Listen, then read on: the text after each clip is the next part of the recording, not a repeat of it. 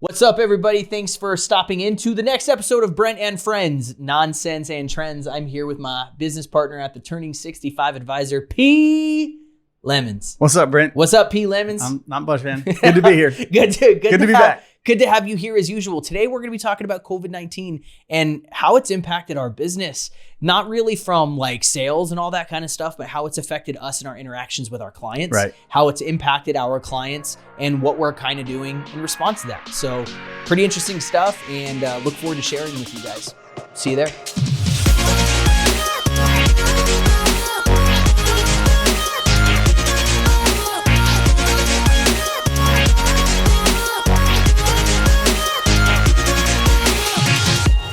All right, everybody. Well, we are back here today for, again, our latest episode of Brent Friends, Nonsense and Trends, talking about COVID-19, how it's impacted our business. There's a lot to go over here. This is really, listen, we are not special and we are not unique. It has affected us the same in a lot of the same ways it's affected everybody else. COVID-19 is weird, weird thing.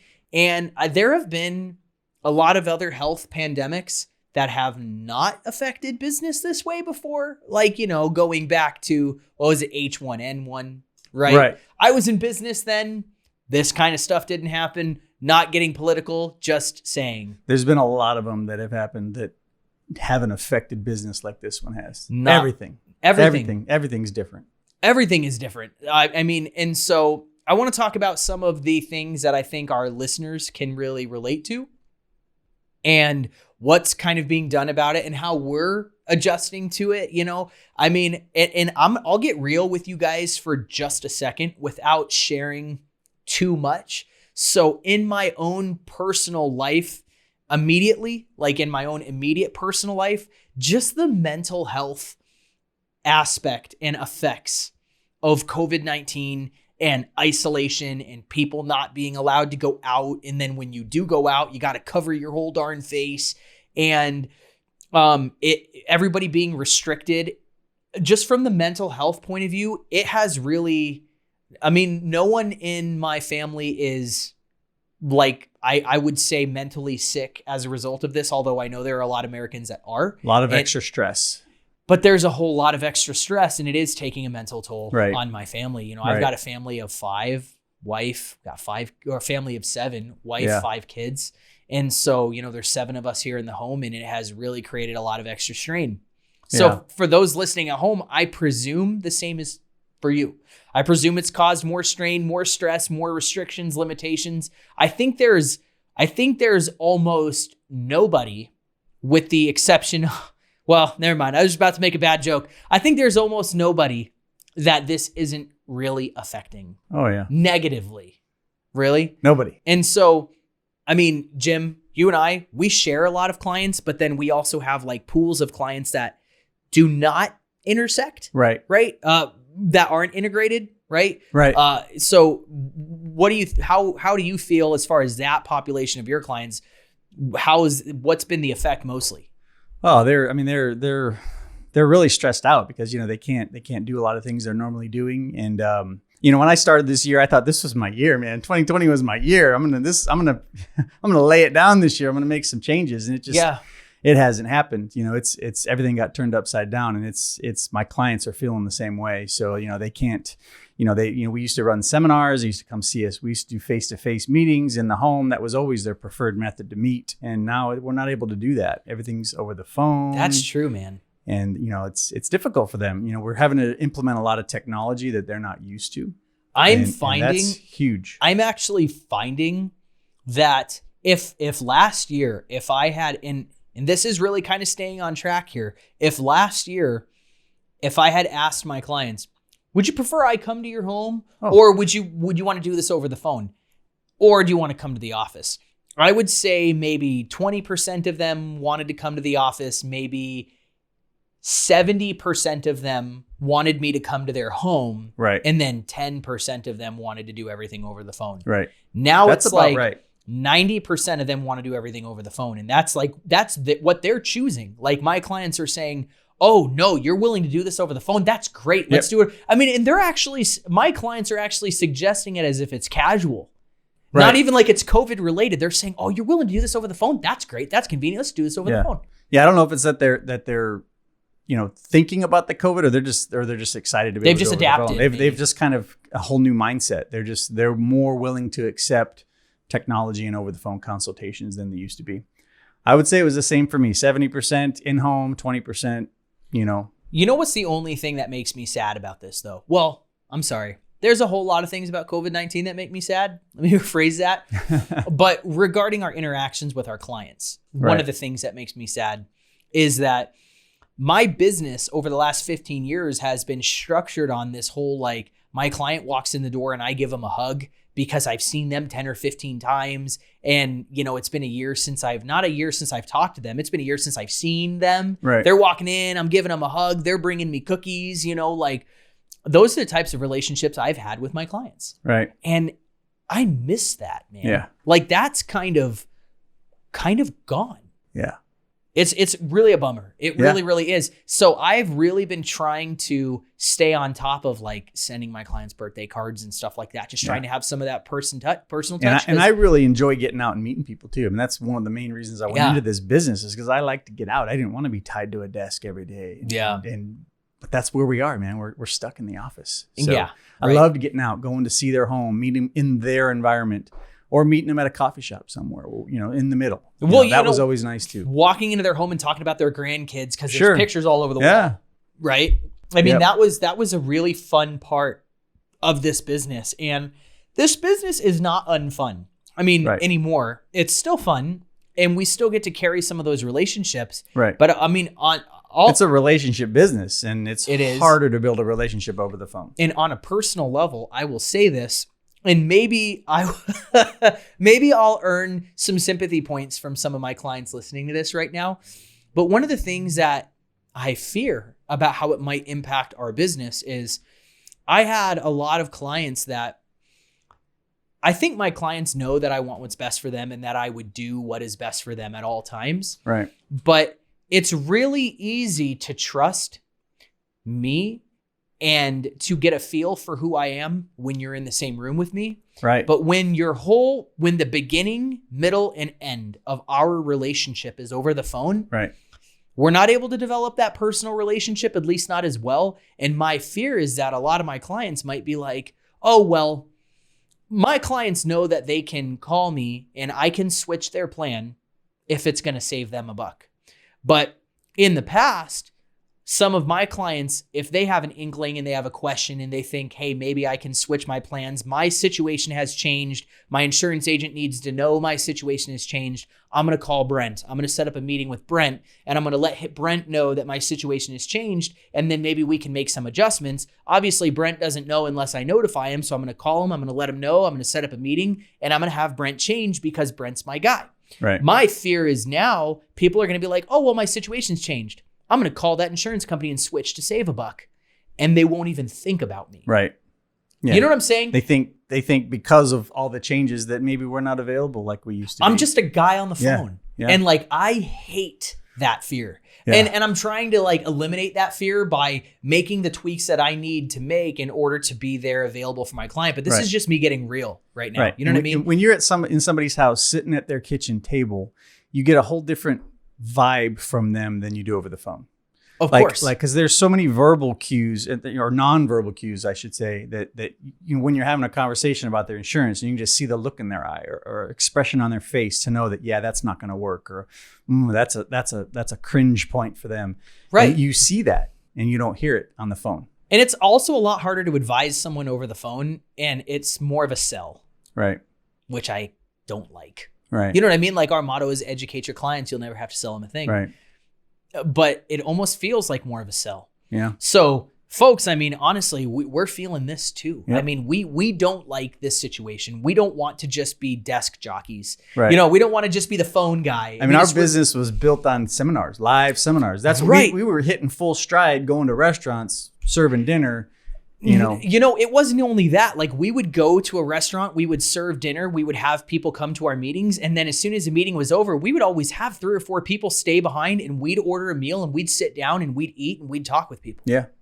That was the best part. Yeah. The 3 or 4 couples that stayed behind to really get to, talk to us and set an appointment and learn more about that their was the situation. most fun. Or just meeting with clients like at a coffee shop, right? Yep. And so we're slowly starting to creep back in that direction, but it's really, I honestly have no idea when it's going to actually get back to that. And it's been very stressful for us as far as making sure that our clients know that we're there for them. And I think that a lot of clients are having a hard time adjusting to the idea that they have to be more interactive with us too, because really it's always been our job. You know what I mean? There are a bunch of little things. Like, for example, one of our online enrollment tools that we use to sign a client up for a plan, we help them shop for the plan. We help them pick the plan that's right for them. And we say, okay, cool. I'm going to send you an email. You're going to open up the email and it's going to open up an application. Unfortunately, I cannot fill it out for you. You got to fill out that application and click submit. Seriously, I had a rule in my business a year 2 years back that I was like, my client is not filling out paperwork for themselves. Right. I'm doing it. And it wasn't because I didn't trust them to do it. It was because if I'm getting paid by the insurance company to provide a service, then gosh darn it, I'm going to provide that service. Right. I'm going to fill out that application. They should not have to be burdened with doing that paperwork themselves. First and foremost, people hate paperwork. Yeah. Don't get me wrong. I hate paperwork too, but I'm getting paid to do it. So I'm going to do it. Right. So now it's like, oh, don't worry. I'm going to help you shop for a plan. And then once we've picked out the one that you want, go ahead, fill out the paperwork. There you go. I'm going to send you a link. You fill it out. When it's done, I'll be notified via email that you filled out your application. Yeah, that's not how we built our business. That's not how we built our business. That sucks. Yeah. And that personal touch is being taken away. Now, thankfully, I am thanking God like daily over the last week and a half that some regulations have been restricted and some of that stuff has been lifted, and Medicare is actually accepting us being able to pre-fill out the application, and now all we have to do is send it to our client for signatures. Right. And that makes me feel a little bit. It's a lot easier for them too. It's a lot easier for our clients. Yeah, for sure. It's a lot for them to try to figure all that out on their own. Some of them don't even have an email address. Medicare is a dinosaur, guys. Right, I mean, Medicare is Stone Age stuff. Yeah, when they don't even have an email address, I mean, our hands are really tied. We can't fill it out for them. We can't send them an email link. And soon we'll be able to send them a text message where all they have to do is open up the text and they can sign on with their finger. Work, right. If they have one of those touch phones. Most people have them, but not everybody. Not everybody does. Yeah. I think that a lot of our clients are still, you want to know what I have not heard, what complaint I haven't heard lately? Gosh dang technology, blah, blah, blah, blah, blah. Like we used to have a lot of clients that were like, gosh, I hate technology. And now I haven't heard that complaint in a while. Yeah.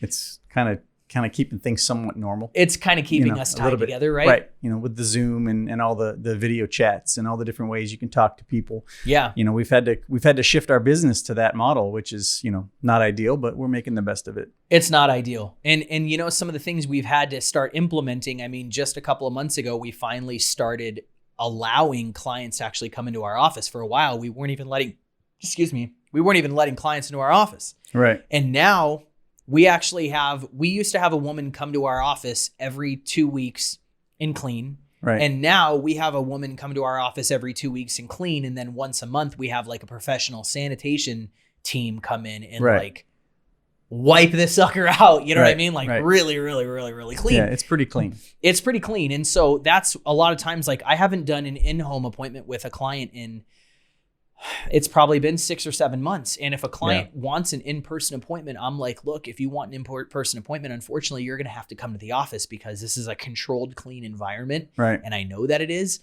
And we don't know that it's a controlled, clean environment. And that's the thing that really stinks is I might trust that I'm not going to get sick. But here's the problem is that we know how this COVID-19 thing kind of works is that if you're a younger, healthy person, you might be asymptomatic. You might have the virus and you're contagious, but you feel totally fine.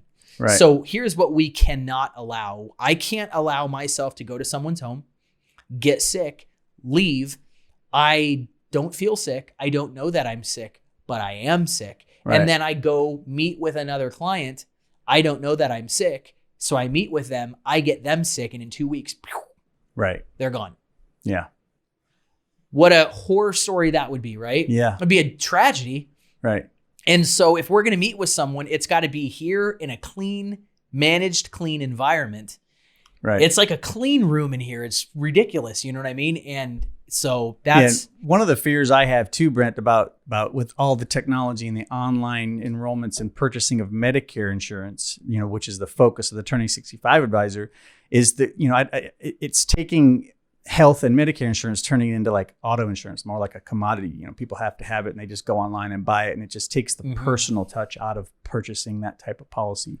Right. And that's what I don't like about auto and home insurance sales is because people they'll buy it online. They don't care if they see you face to face. They're just looking to save a buck. And I fear that Medicare and our type of insurance sale is going to become that. And I don't want that to happen. That's a really good point. I like the relationship factor. I like getting to know my clients and seeing them face to face. It's the best part about what we do. And I'm not even joking when I say this right now. Yeah. Like that concern that you just brought up, and I have not even thought of that. And that concern that you just brought up legitimately, like emotionally just affected me right now. Yeah. Like that saddens me deeply knowing, like, as I think about that, because everyone says, hey, this is a relationship business. This is a relationship business. I mean, every business is a relationship business, right? But I mean, when you are in the advisory business, when you are in a business that is a fiduciary advisory role, it really truly does hinge completely on relationship. And I'm gonna do you can't advise on a website, really. I mean, you can give content, you can give information, but I mean, as far as advising on what to do in a certain scenario or specific circumstance, you can't do that. Just go to my website, check it out, click this, click that. It's like my stepfather, who has been in my life since I was like 6. Okay. So my stepfather, really great guy, he got to a point where he used to just love his job. He got to a point to where he literally had to he was dealing with stress and anxiety, and he actually ended up having to quit his job that he had loved for a long time because he was a computer technician. And what he used to do was he used to go to really big banks that had really, really big servers that were protected. And he used to go into those banks. He used to crawl under desks and go into rooms and go into servers. And he used to log into servers and he used to update them and fix them and repair them. And he was a technician who did that to the computer software systems and the servers inside these banks. And then eventually what it ended up turning into was he eventually got outsourced to where he was working from home. He was sitting on a computer and he was on the phone, and some guy in, no offense to anybody, but like maybe a guy in like India, outsourced to another country who was getting paid a whole lot less money, was remotely logging into that server, but he didn't know how to fix it. So he would remotely log into that server and then he'd call my stepfather. My stepfather would walk him through logging into that server and fixing it. And it was like the same job, but totally different. Right. And he almost literally lost his mind. He hated it so bad. Yeah. He went from having a job that he completely loved to having a job where it was literally the same objective, but completely different direction on doing it. And he hated it. And I would feel exactly the same way if our business just went to, hey, let's do some marketing online. Let's hope some people get enrolled. Right. I would hate it. Yeah. I mean, I want to talk to my clients. I want to be friends with them. I want to be advised. I have clients that have literally babysat my kids before. Right. They're for friends. And it's a fear of mine that'll eventually go away.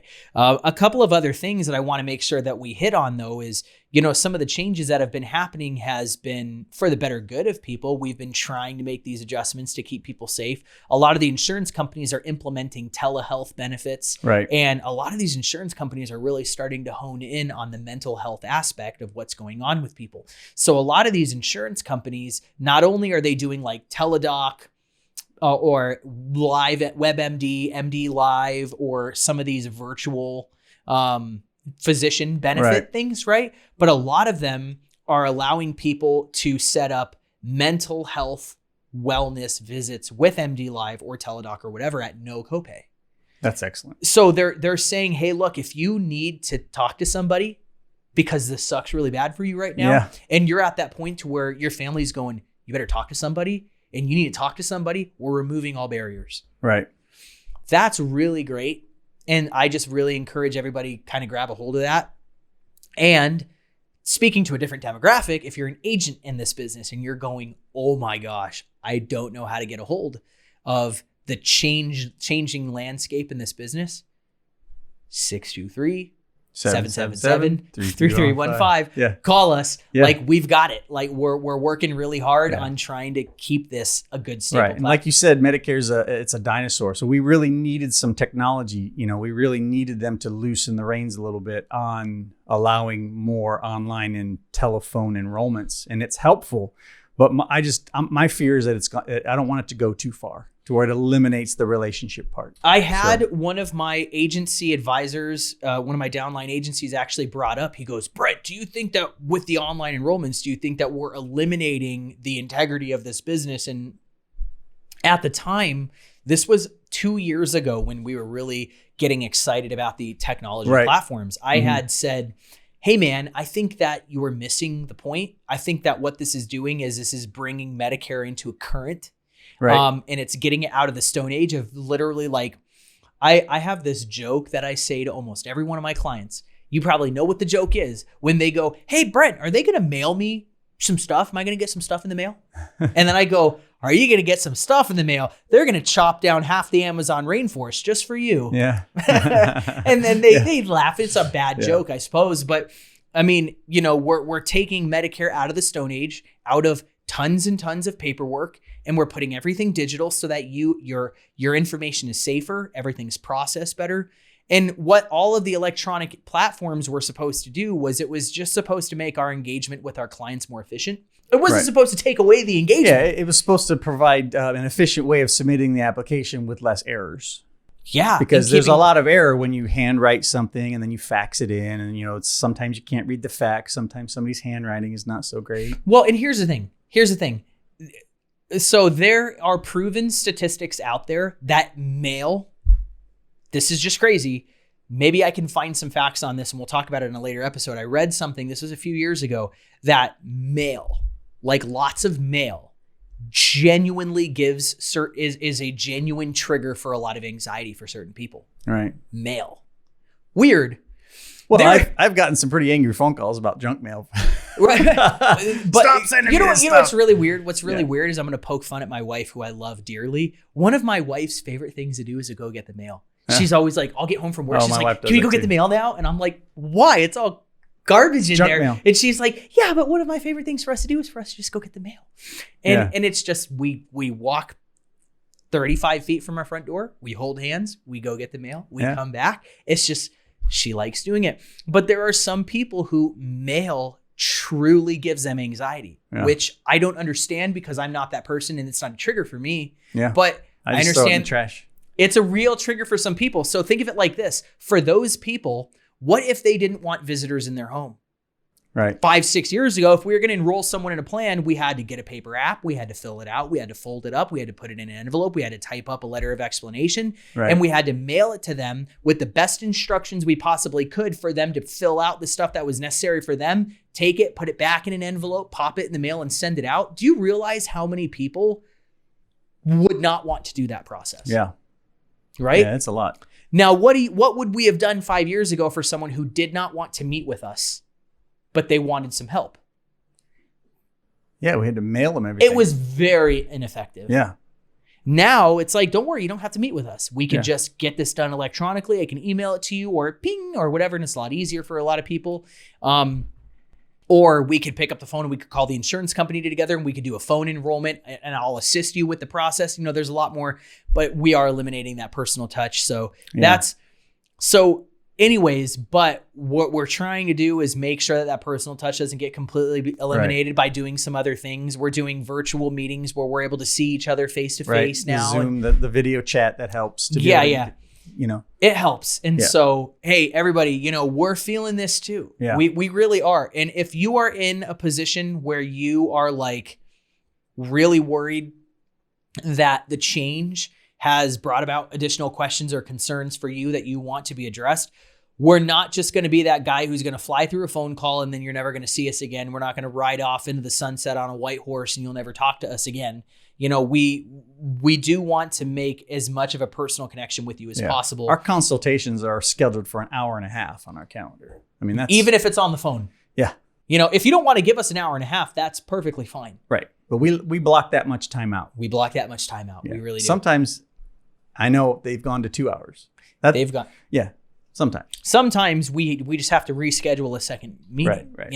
And so let us know if there's anything that you guys need. If you're an agent, you want some support, please make sure you let us know at the Turning 65 Advisor, www.theturning65advisor.com. Click contact us, drop us a line. Jim and I will get it. We'll make sure one of us gets back in touch with you or someone from our team. Also 623-777-3315. Call us at the Turning 65 Advisor, and we'll make sure that we get any information we need from you. But hopefully that gives you guys some peace of mind. You're not in this alone. Hey guys, thanks so much for tuning in, and we'll see you guys next time. Peace.